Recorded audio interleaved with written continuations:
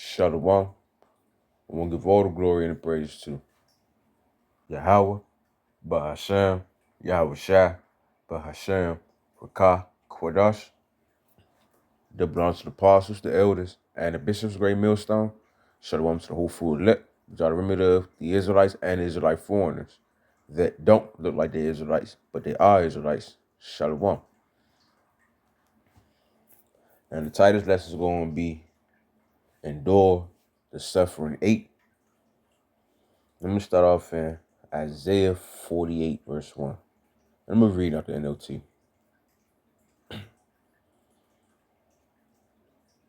And it says right here, Isaiah 48, verse 1, in NLT.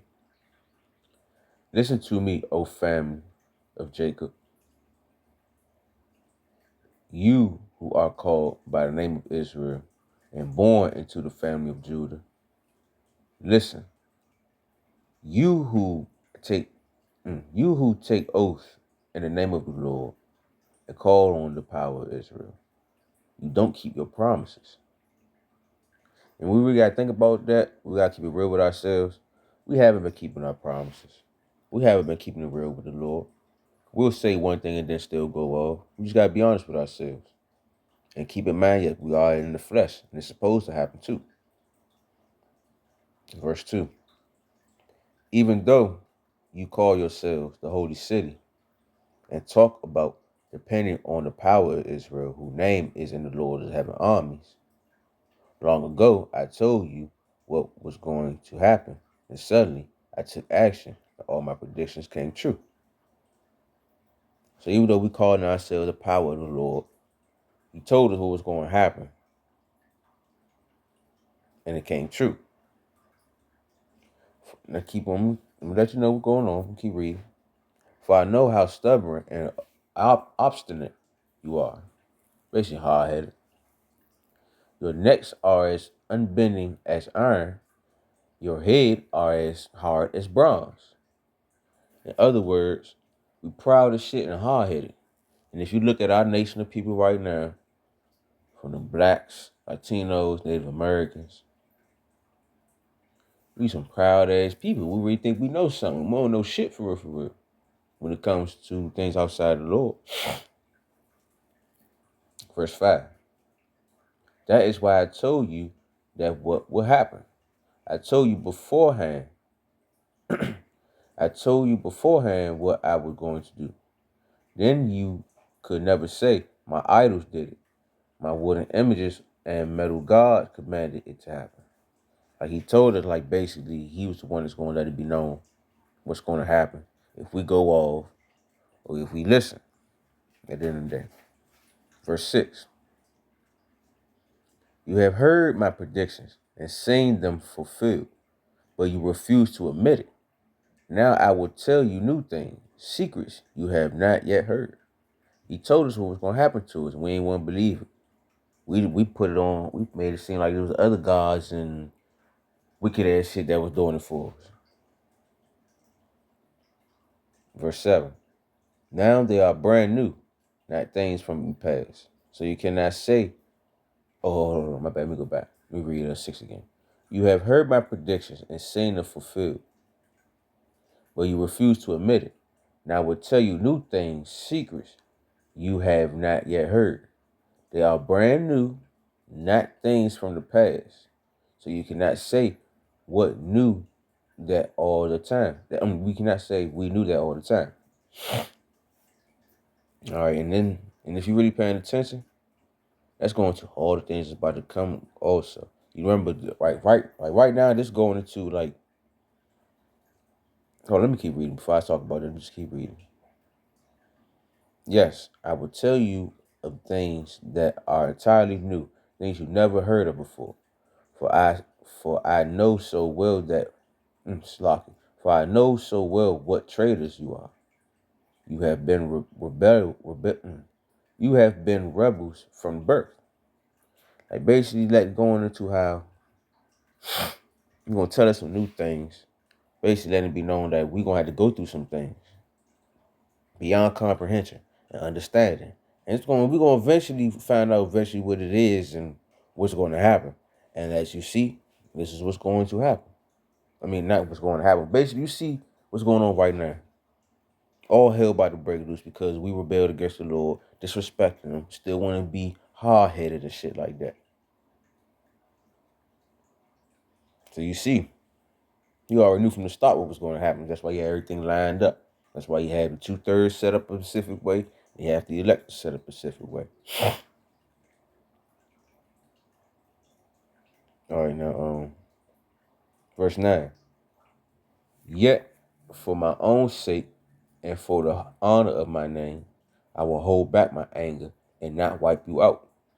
And just because he already knew what we was going to do from the start, he already said, like, you know what? I'm gonna calm down. I'm gonna digress, and I'm gonna look out for you, basically. Right now, verse 10. I have refined you, but not as silver is refined. Rather, I have refined you in the furnace of suffering. So basically, instead of wiping our ass out, no, he's just gonna put his foot in our ass. He's gonna punish us. Make sure we understand what we did and how we went off. He already told us what was gonna happen to our ass if we didn't listen, and what was gonna happen to us if we did listen. So now we got to understand it. The ones that's coming back around, the ones that actually listen, which are the elect. And them the ones that's going through the refinement of the suffering. So they can make great for salvation. All right, verse 11. I will rescue you for my name's sake. Yes, for my own sake.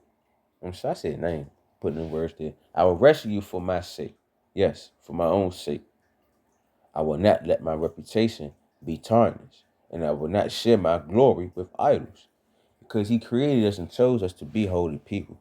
We is his glory at the end of the day. Just like he called us, just like the Lord called us his wife. So at the end of the day, why would he want to give his wife to anybody else? He's like, nah, that's my bitch. I'm sloppy. I ain't even call us bitches, but you get what I'm saying. Like, nah, that's mine. Ain't nobody give her up. Basically, how you looking at us? Like, nah, them my people. Ain't nobody give them up. Yeah, they hard-headed, they stiff-necked, but I did this for a specific reason. Let it be known, my power, my name, what I'm capable of doing. So everybody know what's up with me. It's all about the Lord at the end of the day. So we just gotta endure the suffering for what we done wrong. So the Lord, so we can understand who's in charge, who's in rulership, who we need to go to, so we could be fine. Easier said than done though, but he said, man, just fear not. I'm gonna save you. You my people. Now I'm gonna go to Isaiah 41. Because he gave us a fair warning of what's gonna happen, what's not gonna happen. If you do so, and if we did not. At the same time, we did certain things, so we gotta suffer, we gotta go through it, but at the same time, it had to happen for our learning. He forced it to happen. You gotta remember, man's going is of the Lord. But always keep in mind, he's still gonna help us, he's still gonna save us. All right, what was it? Isaiah 41:14.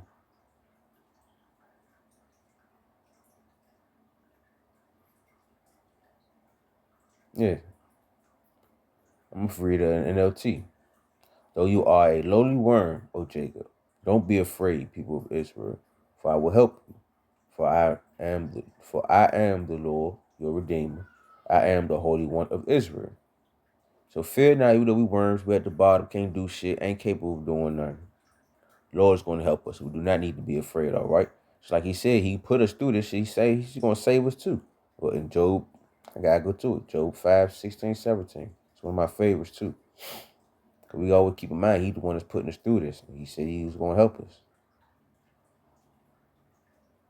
Well, 17, my bad, 17:18. But consider the joy of those corrected by Yahweh Shem Yahushua. Do not despise the discipline of the Almighty when you sin.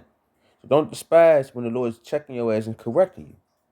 He said we our necks is hard as iron. I mean our necks can't bend just like iron, and our head is hard as shit as brass. Basically saying we prideful as shit and hard headed. We gotta get corrected. Somebody gotta melt our ass down and build us, refine us back up, so we could be stubborn and pride in the right things. You know, we need to have the iron neck and a bronze head within righteousness. All right, get what I'm saying? Verse 18. For though he wounds, he also bandages. He strikes, but his hands also heal. So at the same time, he's whooping our ass, but he's correcting us. He's refining us, make sure that we do not go off ever, ever again, all right? He's going to save us. That's just more proof. He loved us. He got us. He said it. For his name's sake, he's going to save us. He got us. What in Isaiah 33? We go to 21. Then we'll close out. Isaiah 33, 21. I'm going to read 22 also in the NLT. Isaiah 33, 21. The Lord will be our mighty one. He will be like a wide river of protection that no enemy can cross, that no enemy ship can sail upon. For the Lord is our judge, our lawgiver, and our king. He will care for us and save us. So we have no need, no worries. Remember, we're being chastised. In other words, we're being refined for salvation. So we don't need to worry about the enemies that are going to try to attack us or nothing like that. They there for the wicked. And the 2/3 that want to be wicked. All right, so that's basically it. Hopefully it was edifying. The water, how I smell shot for everything. The good, bad, and the ugly, for real. But I want to give all the glory and praise to Yahweh, Ba'ashem, Yahweh Shai, Bahashem, Rakah, Kodash. They belong to the apostles, the elders, and the bishops of Great Millstone. Shalom to the whole full elect, which are the remnant of the Israelites and Israelite foreigners that don't look like the Israelites, but they are Israelites. Shalom.